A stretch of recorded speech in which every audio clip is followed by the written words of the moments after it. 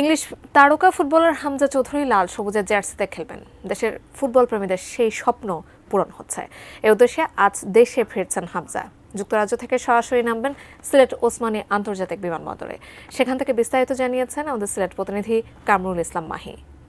মুহূর্তে আছি সিলেট ওসমানী আন্তর্জাতিক বিমানবন্দরে। সকাল 11টা 30 হামজা দেওয়ান চৌধুরীর সিলেট ওসমানী আন্তর্জাতিক বিমানবন্দরে পৌঁছার কথা রয়েছে। তিনি সরাসরি যুক্তরাজ্যের ম্যানচেস্টার থেকে সিলেট ওসমানী আন্তর্জাতিক বিমানবন্দরে এসে পৌঁছাবেন এবং তার এখানে পৌঁছানোর সাথে সাথেই তাকে বাফুফের একটি বিশেষ দল তাকে ফুল দিয়ে শুভেচ্ছা জানাবে এবং সিলেটের ক্রীড়ামোদী সংগঠন এবং সিলেটের ক্রীড়াঙ্গনের মানুষজনও তাকে শুভেচ্ছা জানাবেন। আমরা কথা বলেছিলাম এখানকার নিরাপত্তার দায়িত্বে যারা রয়েছেন তাদের সঙ্গে কথা বলেছিলাম। বিশেষ করে সিলেট মহানগর পুলিশ তারকে হামজা দেওয়ান চৌধুরীকে একটি এসকর্ট দিবে এবং তার নিরাপত্তার সব রকমের প্রস্তুতি তারা নিয়ে রেখেছেন। হামজা দেওয়ান চৌধুরী মূলত সপরিবারেই আসছেন এবং তিনি আগামী 25শে মার্চ ভারতের বিপক্ষে বাংলাদেশের জার্সিতে তিনি বাংলাদেশের প্রতিনিধি দলের একজন হয়ে খেলবেন।